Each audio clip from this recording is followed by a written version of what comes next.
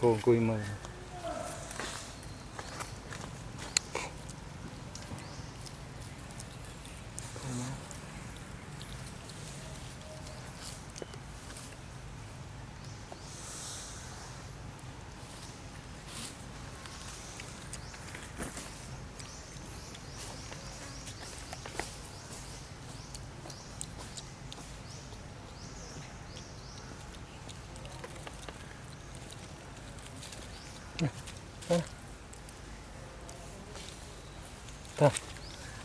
thả này nó mà mùi cùi rồi ôi xì khá đó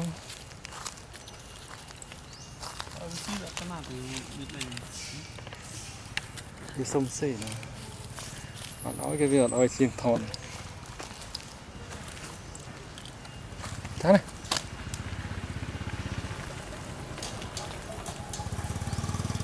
gặp ở đâu này tam xi mền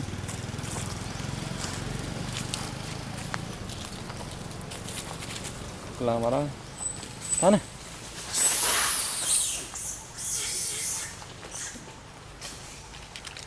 thưa biết đồ mà mục nên nó bông thùng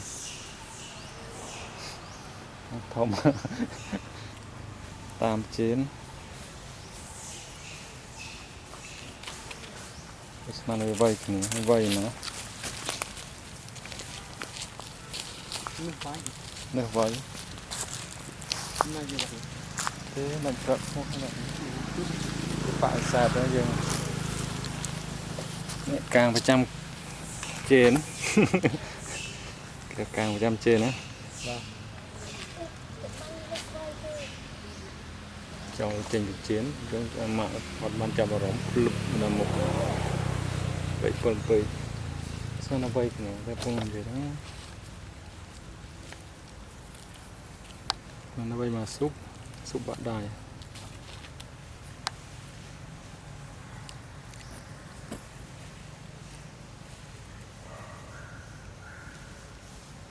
khơi mục đó nó tạ sen nữa thế khơi thế mà này cho đến gì tụ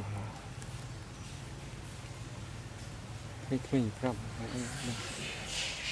đây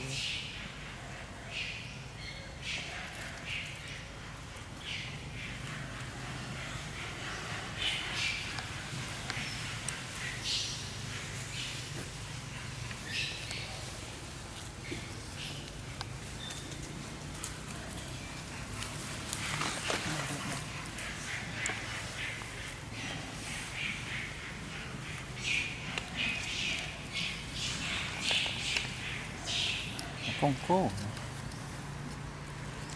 đó này đây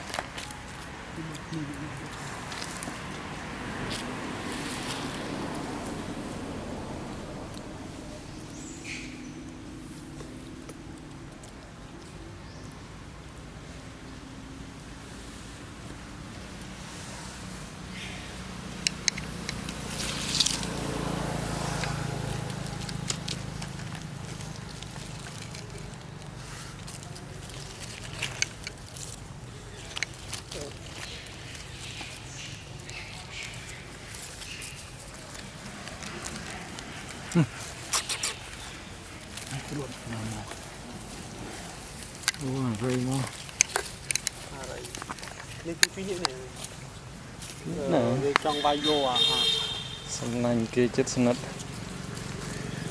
vậy hỏi thì nó cốt viên à còn nó bạn mình ở bên này to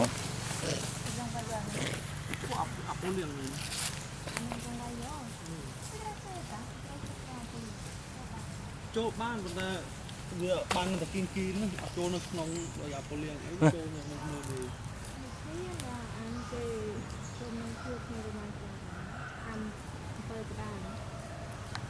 nó đi qua đây nó cũng tạt đi nữa là tạt đi một chút và nó bay nó kín mà nhiều tạt chung bay bay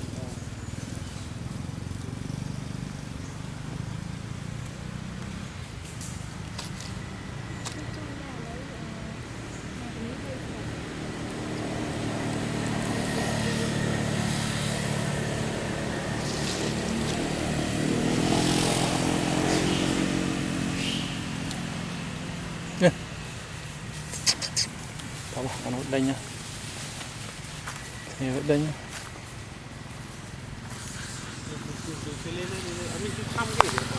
Nè. Cái việc khăm.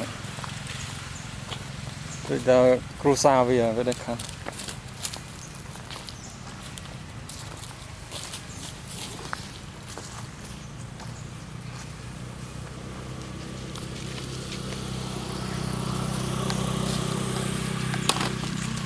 Nè.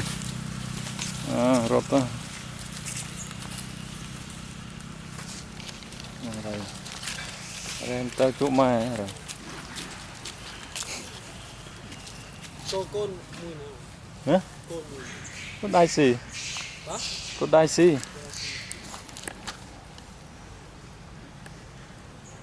Chưa ban mục đôi tra giá. Bong về lắm rồi.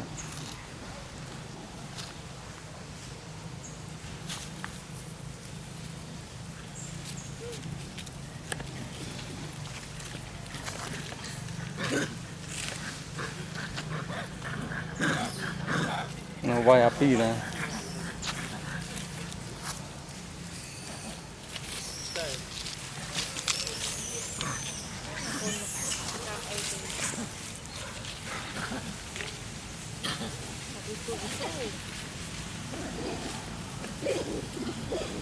Cái đinh, đây là tôm à. Quạ này.